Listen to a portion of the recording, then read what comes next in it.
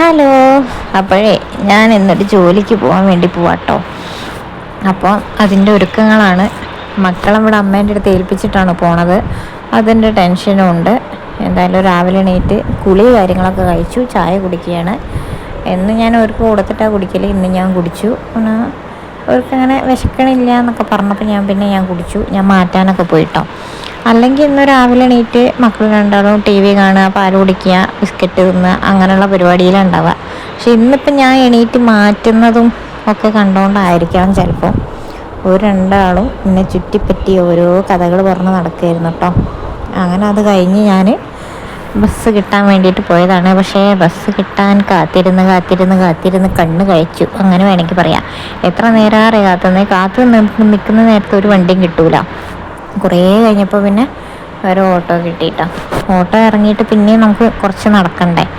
അപ്പം അങ്ങനെ നടന്നു ആ സ്ഥലത്ത് എത്തിയപ്പം പിന്നെയും കുറച്ച് നേരം പോസ്റ്റായി. കാരണം അതിൻ്റെ ഓണർ വന്നില്ലായിരുന്നു.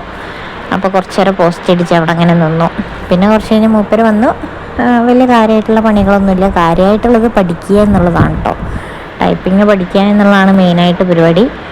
ഒരു ജോലിക്കാണോ പോകണമെന്ന് ചോദിച്ചാൽ ആണെന്ന് പറയാം, അല്ലേന്ന് ചോദിച്ചാൽ അല്ല എന്ന് പറയാം. പഠിക്കാനാണോ എന്ന് ചോദിച്ചാൽ പഠിക്കാനാണെന്നും പറയാം. അങ്ങനത്തെ രീതിയിൽ കേട്ടോ. അപ്പം അങ്ങനെ ടൈപ്പിംഗ് ആണ് ഞാൻ പഠിച്ചുകൊണ്ടിരിക്കുന്നത്. സത്യമായ നല്ല ഇടങ്ങേറുണ്ട്. കാരണം കീബോർഡിൽ അത്ര കണ്ട് സെറ്റാവില്ല. കീബോർഡ് നോക്കാതെ അടിക്കണമല്ലോ. അപ്പോൾ അതുകൊണ്ട് കൈ അങ്ങ് വഴങ്ങുന്നില്ല. അങ്ങനത്തെ ചെറിയ കുഴപ്പമുണ്ട്. കുറേ നേരം സിസ്റ്റത്തിൽ നോക്കിയിരുന്നപ്പോൾ കണ്ണ് വേദനയായി.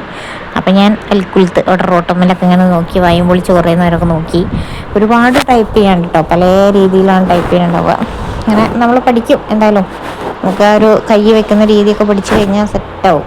അങ്ങനെ അത് കഴിഞ്ഞ് ഒരു 5 മണി കഴിയുമ്പോൾ ഞാൻ അവിടെ നിന്ന് ഇറങ്ങി വീട്ടിലെത്തി. എനിക്ക് ഒരു നോട്ട് ബുക്ക് ഒക്കെ വാങ്ങണ്ടായിരുന്നു. പിന്നെ ഇങ്ങനെ എന്നോട് ഐസ്ക്രീം വാങ്ങാൻ വേണ്ടിയിരുന്നു. അപ്പം ഞാനൊരു വാനിലേൻ്റെ ഫ്ലേവർ ഐസ്ക്രീമും വാങ്ങിയിട്ടോ.